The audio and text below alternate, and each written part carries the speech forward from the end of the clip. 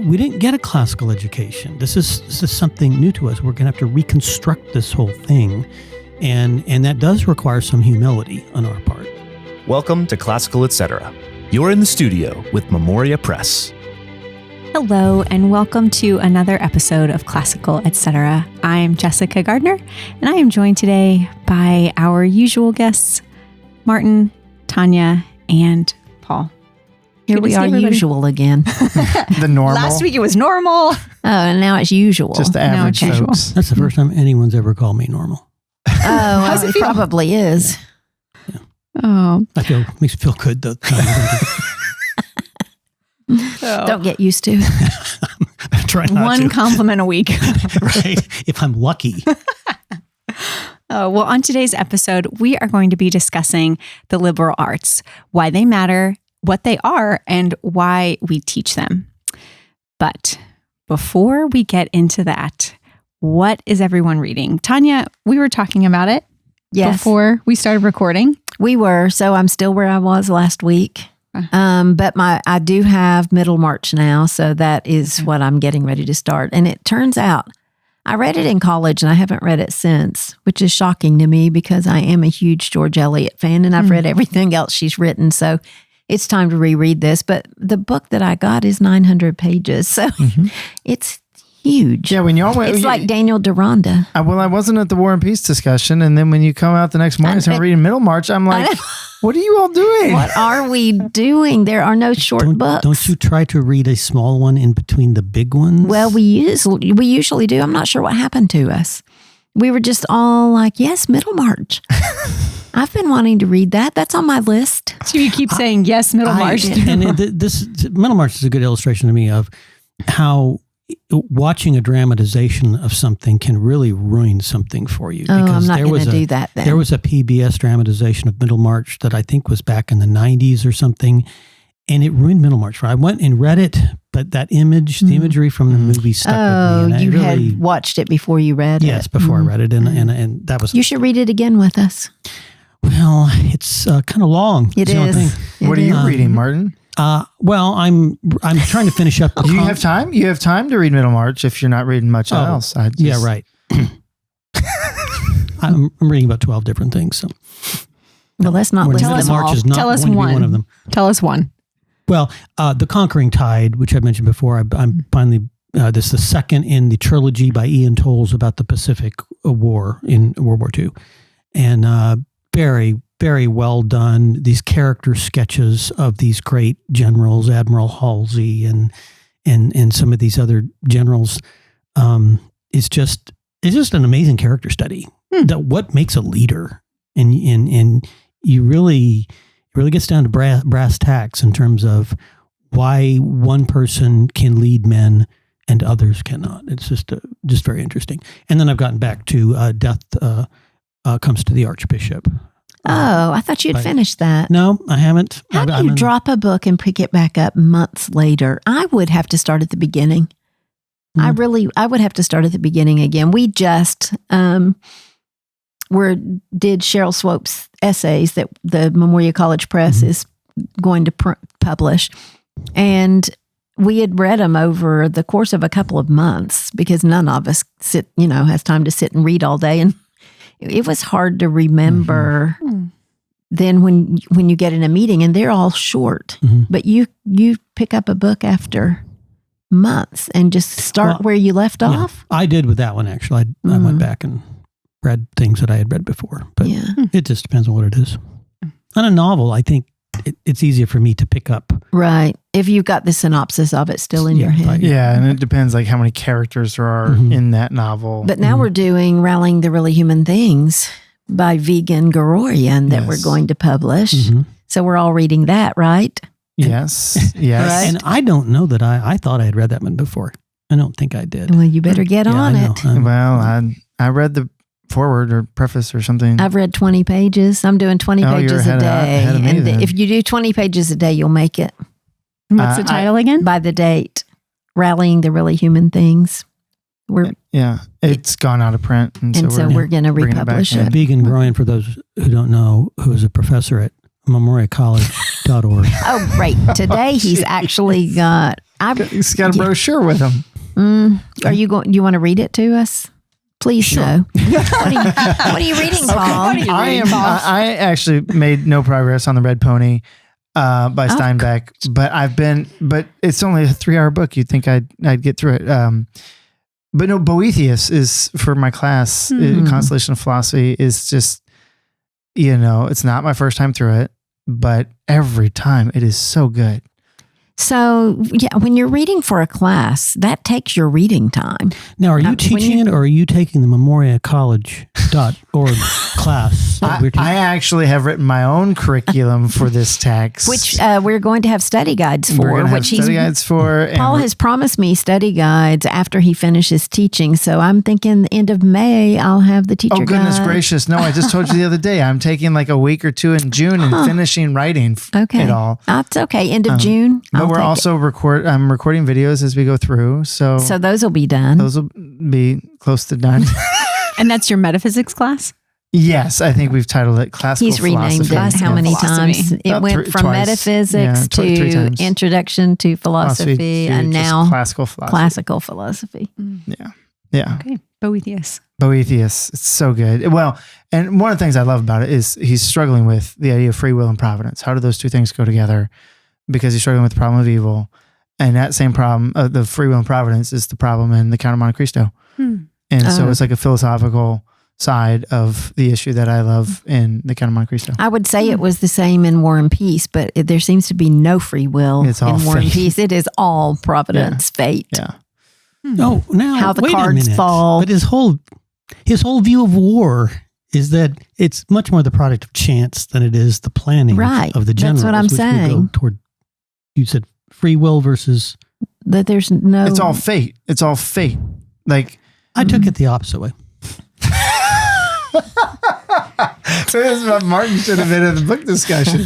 That would have. No, it's just these random decisions that get made, and there's no providence. I guess I took the generals trying to dictate what happens on the battlefield. That fails. It's the providence in that sense embodied in what's happening in the book. Chance to me is fate. No. No, it's there. Boethius would agree with you, actually. Boethius would agree with you on that, I think. Well, this would be a great discussion. I was going to say. Well, free will versus determinism? Yes, and Tolstoy's all about determinism. That was not free will. I know. So now you've cleared things up. I wish I did like it was done in a Woody Allen movie where he gets they're in a movie line and they get in an argument about what Marshall McLuhan, the great writer about communication, said about something, and Woody Allen's in there. He's getting mad at this guy because he's clearly wrong. He says, "Hold on just a minute." He goes off stage and he pulls Marshall McLuhan in, actually there, as they were. And Marshall McLuhan looks at the guy. Says, "You're entirely wrong about my works," and then he walks off stage, which is of course impossible, but I would love to be able to do that. Just pull Tolstoy right now, and then have him tell Tanya that she's mistaken about. Hold on, can we just clear this, because I'm legitimately confused, and I feel for our listeners. You don't believe that in War and Peace, Tolstoy was trying to make the point that everything that happens in this world is dictated for us, and that whatever we choose to do will have no impact on the outcome of what happens in the world? I think it depends probably on how you look at it, because what I took from his whole description of the Napoleonic War, which Napoleon invades Moscow, was that the decisions of the generals who are trying to impose their will on the battle, so symbolically, that's determinism, and that fails. And instead, it's just these chance happenings that dictate the outcome of a battle, which is chance.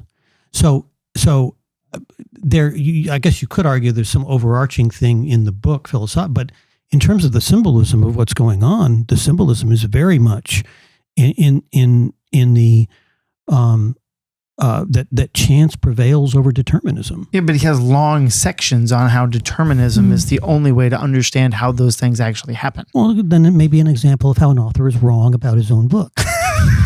I think I thought when I was reading that what he was saying about all those individual decisions is that they really amounted to nothing, that it was all determined. Right. Those things happen because it had to be that way. Right. That's not the way I tell you. I thought the symbolism of the book was actually well, it would be nice to be able to ask I feel him, like this is like a prime example of where the literature teacher is imposing his reading on the text instead of actually asking, what does the text say? What does it say? What does it mean? I mean, he does have that whole second epilogue is all about chance and all those individual decisions that were made. And maybe I need to go back and read it again, but I thought the point he was making was that in the end, none of those decisions mattered. I haven't finished it, so when I finish it, okay, then we can have this discussion again. So we are way off in the weeds. We will come back. Paul, you finish War and Peace. Yes. We'll come back to it. Sounds good. Okay. But for today's episode, the liberal arts. And Martin, I want to start with you. Just give us a brief, clear explanation of what are the liberal arts, just so we're all on the same page as we begin this discussion. Well, first of all, the term the liberal arts is the expression arts means some kind of skill or capacity or ability on the part of a student. Liberal is a reference to the fact that these are the arts of a free person. In the classical sense, who's not a slave, basically, any free person, and those differ from the manual arts, which have to do with things you do by hand, manus in the Latin, and the fine arts, which are arts that are pursued for their own end. They're an end in and of themselves. When you do music, when you do painting, those are things you do purely for their own sake, not for anything else, not as a means to anything else. Whereas the liberal arts, there is a means. It's the things you need to know to govern yourself and to govern yourself individually and as a society. And those have traditionally been 7, the 3 linguistic arts and the 4 mathematical arts. So grammar, logic, and rhetoric were the linguistic arts. And that was called the trivium. And then there were the other 4 mathematical arts: arithmetic, geometry, music, and astronomy. And those are different from the sciences, which are the bodies, organized, systematic bodies of knowledge that you study. So when I went to a liberal arts college and studied humanities, I thought I was studying the liberal arts. Yes, and the usage of that term has come for some reason to apply to the humanities, so that's the way it's used. All those books that came out 2 or 3 years ago about the liberal arts were being used in that way. They were referring to the sciences, actually, the human science. Yeah, but here's the thing, right? You can't create a perfect division between skills that you master and content that you learn. And so when we're talking about the linguistic arts of grammar, logic, and rhetoric, at some point you have to practice that in the context. And traditionally, I mean, you go back to the Middle Ages, or you go look at the Jesuit Ratio Studiorum or whatever plan of studies, they're doing that in the humanities and literature and history. That's where they're practicing, whatever your written communication, your oral communication, how you can put those concepts together to form an argument. Can you be persuasive in that argument? Those are the skills of grammar, logic, and rhetoric, but then they get applied. Exercised and applied in the humanities. But then what ended up happening for whatever reason over the past century is that the reason that we were using literature and history for application became primary over we need to acquire skills too. And they're distinct, but not separate. Does that coincide with the loss of classical education that we lost the idea? I mean, I did definitely have a good humanities education in college, a very, very good humanities education, but nobody ever mentioned the trivium or the quadrivium to me.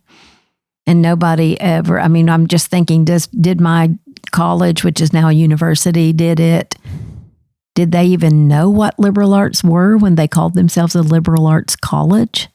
I think when the college was founded, they knew what it meant. And in my school, which your son went through this, right? The interdisciplinary courses that they had, when I found this was a course that they required every year, was an interdisciplinary course. And when I went and read the justification for it, I almost laughed. Oh, I just got mad because this was my money paying for this ridiculousness. Right. But when you looked at their rationale, they said, we found that our students were not able to communicate effectively or reason well at the end of their college career. And so we needed to put in some form of a class that required them what? To practice the basic skills of grammar, logic, and rhetoric. Through social media. Well, then the way they actually applied that was funny. But I thought, you're a liberal arts college. All you need to do is actually apply the liberal arts in every one of your classes. It's not hard. Right. But this is important because what Tanya said, because if you hear that expression, it's the definition she's talking about. It's not really the traditional definition. And I think your point about, was this a result of the decline of classical education? I actually think it was, because those distinctions were much more prominent. If you go back and look at A Defense of Classical Education, the book out by Memorial College .org. Got it. In our press. That's when he talks about things in there, he's talking about them in that old sense, in a way that we don't use anymore. We don't recognize. And no, I mean, I think I bet you I could go onto that university campus right now and nobody would know. What the liberal arts are. Right. Well, and also, like, if we would say that the best way to teach grammar is through learning Latin, right? And in a holistic sort of classical education context, the liberal arts are there, but we're doing that through Latin. If you know Latin, the artes liberales, or the liberal arts, in the way we mean it, makes a whole lot more sense. All of a sudden, when the etymology starts to fall apart, that's when words start getting used in ways that they don't actually mean, because nobody actually knows where those words come from. Right. Good point. It's a good point. But I also like to think of the liberal arts not only as the arts of the free person, but the arts that free. Now, that's not free the person. Right. They free you. Yeah, not necessarily the exact etymological intent there. No, I'm not sure that it's not. I mean, I think that's a good point. And so if you were living in classical times when slavery was prevalent, for example, in Rome and in Greece, a slave, you would not want a slave to get the liberal arts, because it would fit him to become something that you don't want him to be, the people back in that time.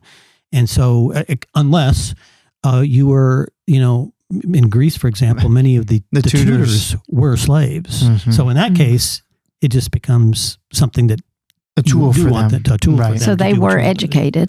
The tutors were, yes. But, in teaching grammar, logic, rhetoric, music, astronomy, geometry, and astronomy, then that's what's really helping your reason fire sort of on all fronts, right? On linguistic and mathematical fronts, and mathematical in both the quantitative the discrete quantitative and the continuous quantitative fronts. And so then you can apply that to any of the content areas. And so when you have those skills is when you really are free to, because then you can do anything. You can do anything, and you can study anything, and any of the information coming to you, you can piece that through, right? You don't have, you can really fully reason through whatever sort of sales pitch, whatever the media is trying to tell you, any of that sort of stuff, because you've been given all the tools to analyze that and say, okay, what arguments are being made? What kind of persuasive tool are they using?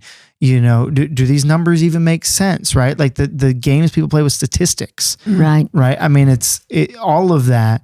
by having a student master those skills, you've really freed them. Yeah, and this is, I think, very underappreciated in our world, is the kinds of skills that these subjects teach, because we want to specialize. We think that the best thing to do for a student to fit them for their career in business or technology or something is these specialty skills that they use, when in fact what the liberal arts are teaching you are these general skills that you use in everything. Mm-hmm. And I hear this from my children, two of whom are senior software engineers who got a classical education. And my oldest son, has told me a number of times,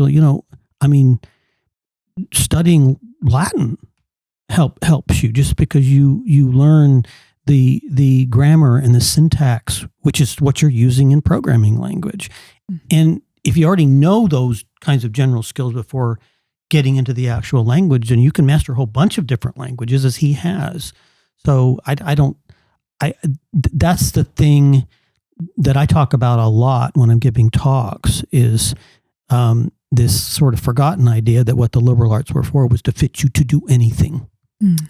That was the very first thing that Cheryl Lowe said that actually clicked with me and made me want to do this, mm-hmm. or want to give this to my children, was that it would fit them for whatever. It didn't matter what, but they would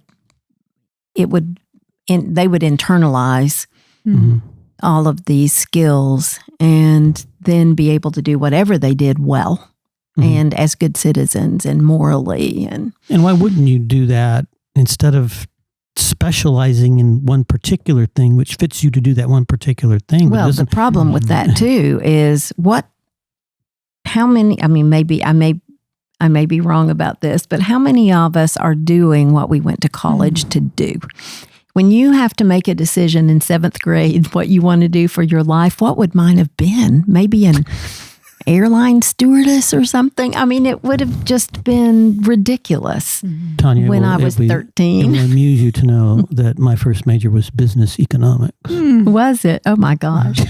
Well, mine was English, but it was only because I loved to read those books. And to be fair, right? Like if we, 7th grade is a little longer, but like if you ask every young boy you made them follow their whole pathway, they'd all be astronauts or superheroes, right? Like, when we're young, we don't fully know. We don't know what we want to do. Well, and we haven't left it open. If we really minimalize the things that students are exposed to, then we're not really leaving. It's not fair, because we don't know really what God intends for their lives. Mm-hmm. And so if we give them a liberal education, then they are more likely to be able to fulfill that purpose, whatever it is. And nobody knows that when they're young, when they're children, they don't know. My son hated Latin. Every day we fought about Latin, but it was a huge gift to him. Yeah. So if I had let him decide what he was going to be, then he wouldn't have taken Latin. If I had said, when he was, well, of course he started very, very young, but it just wasn't, there are just things students need to do. They all need one set of things to do, one set of things to learn that is general. And Tanya, I'm be curious to hear your answer. Could a parent using materials at home who wasn't classically educated, or could they feasibly provide their child with a classical education? Oh, not having a background in the liberal arts. Sure. I did it I had a horrible high school education and public school. It was awful. Like, the football coach taught advanced math. I made an A. There was no math going on in that classroom. I've made an A in chemistry and physics. And you all know should not have happened. it was awful, but I wanted, and that's why I knew that I wanted more for my children, because I knew when I went to college that I was not prepared for college at all.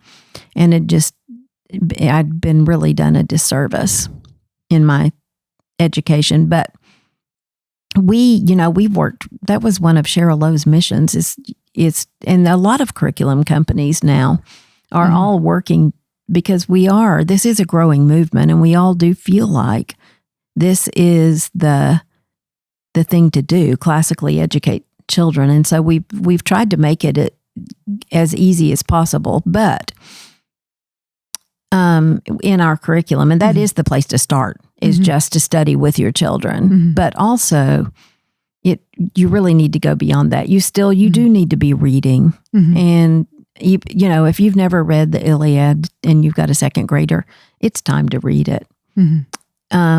The college.org, the college classes are very good. Even if you just take one, like we have a teacher who took the children's literature course, because she just had never read those books, and she really enjoyed it. And it makes you feel, I think it makes you feel more equipped to be doing something like that. Well, and just to have programs. I mean, the way Cheryl wrote and wanted other programs of ours to be written is to be almost self-instructive, that you have all the tools there. You don't, all the things that a teacher would have to know are embedded in the book and in the lessons themselves. And you really do learn it with them. Yeah, and the best way to learn is to teach. And my wife did this. I think a lot of the people who use a Memoria's program do this too. And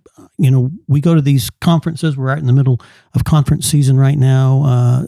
And to talk to all these mothers who have used these programs, and I keep saying this, but one of the greatest education revivals going on right now is parents who are teaching their children this material.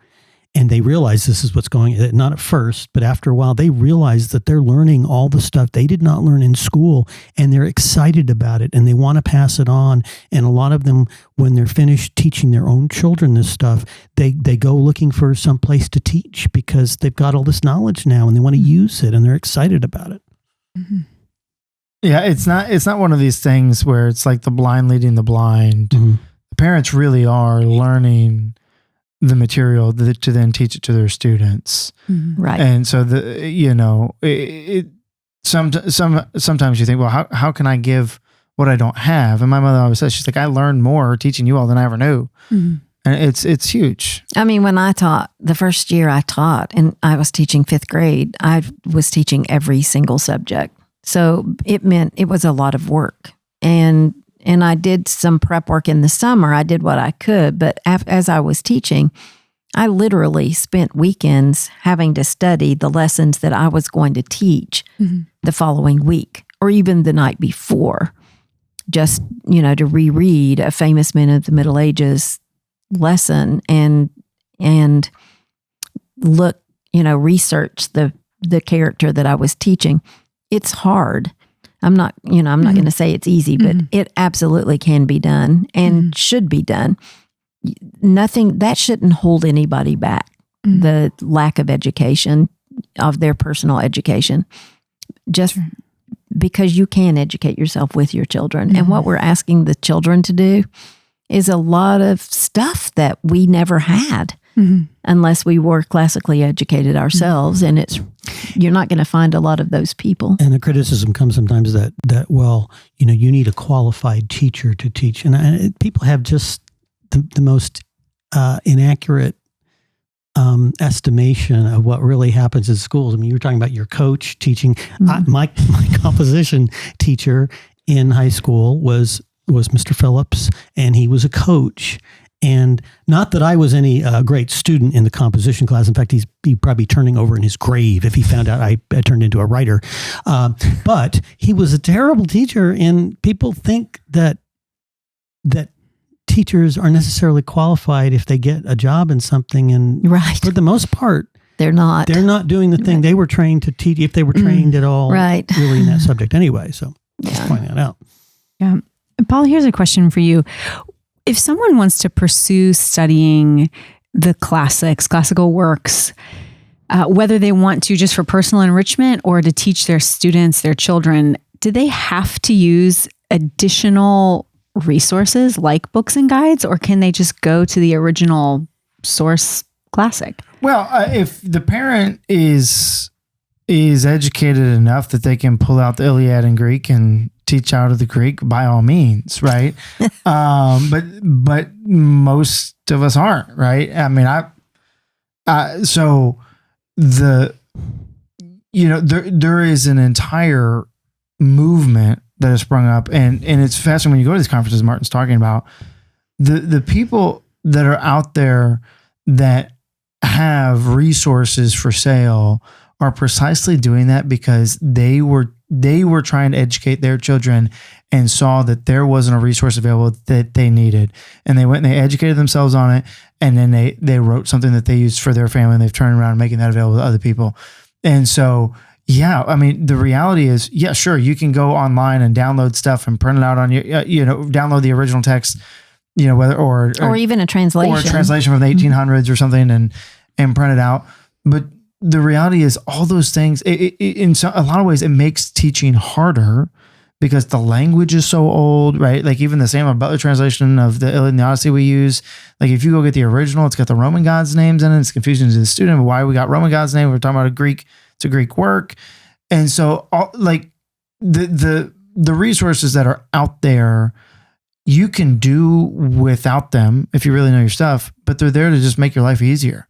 Right. When you are doing that prepping, like Tanya was talking about the night before, that you don't have to read the whole thing super carefully and then make notes in the margins and all that sort of stuff, because you've got something that's going to help you through it. Yes, especially if you haven't had time to read through the entire thing. So if you haven't actually read through the Iliad, then how are you really going to know what the themes are, what you should be pulling out for the students? And so that work has been done for you. With a study guide. It was very helpful to me when my kids were doing, I'll say Homer, since that's what we've been talking about, but just to have that extra help to know that somebody else had already fleshed all this out for me. So then I could learn alongside, but I could also teach because I had that extra help. Yeah. And I mean, I was just also thinking, for some reason, flashcards popped in my head because I remember my mother finding my Latin flashcards when I was an adult, and it just chicken scratch. And she was like, "You want me to say this?" I was like, "No, pitch them."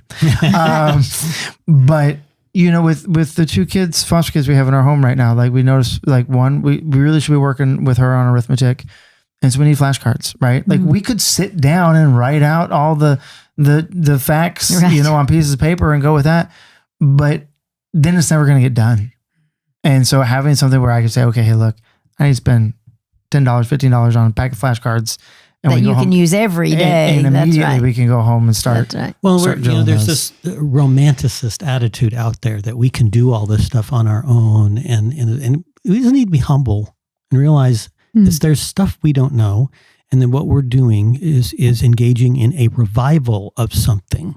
It needs to be revivified. New life has to be put into it. In order to do that, none of us you got more of it than any of us, but we didn't get a classical education. This is something new to us. We're going to have to reconstruct this whole thing. And that does require some humility on our part. And the other thing about that is we've been saying anybody can do this, but the fact is you really can't do it all well. It's the rare person who can do it all well. I could teach my children to write, but I know a lot of people who could not I had parents of students who couldn't look at their child's paper and see what it needed, how it needed to be fixed. I could never have taught pre-cal or chemistry despite my A in high school. I mean, I wouldn't have done my children a good service. They wouldn't have gotten what they needed. So sometimes you do have to outsource, and that's where Memoria Academy. That's right. I mean, yes, the online academy for the classes that you need. Now, little kids, you can teach everything.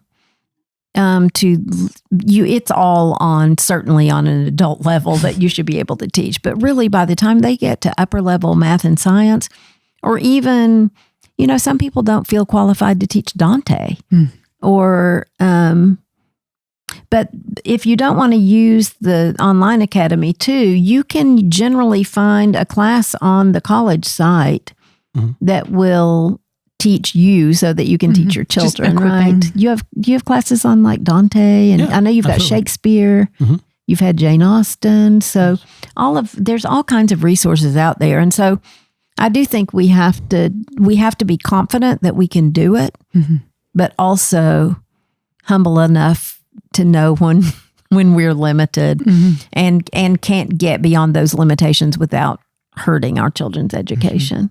And I think if the desire to just use the original texts that are out there is coming from sort of this purist idea of like, well, in the 1600s, all they had was the original text, right? The reality is they had mechanisms in place to teach students how to read, how to give them, lesser things before they got to more things, right? And the teachers that were teaching were people that had been specifically trained in this. And so we shouldn't look at the past as something where you've got seventh graders did it, so all we should be sitting able together to do it. Reading Homer's Iliad together in Greek. You might have had pockets of that. But they had an apparatus which has been lost over time that we are trying to reconstruct. Right. And maybe one day we'll get back to it, But for now, everybody, the thousands, tens of thousands of people that are trying to teach your kids classically need the resources that are available. Good discussion on the liberal arts, what they are, and how we can move forward in training our children in them, even if we didn't receive them. So, good discussion. You can find any of our materials that we've discussed, our lesson plans, our study guides at memoriapress.com. And don't forget those classes as a parent that you can attend, memoriacollege.org. And student classes at memoriaacademy.com. I knew that Got was it all there. We'll see you next time. Thanks for joining us today on Classical Etc. by Memoria Press. If you like what you heard, please like, subscribe, or share this episode or comment. We love to hear your questions and your comments. If you want to learn more about Memoria Press, please go to memoriapress.com. This has been Classical Etc. We're so glad you joined us, and we'll see you next time.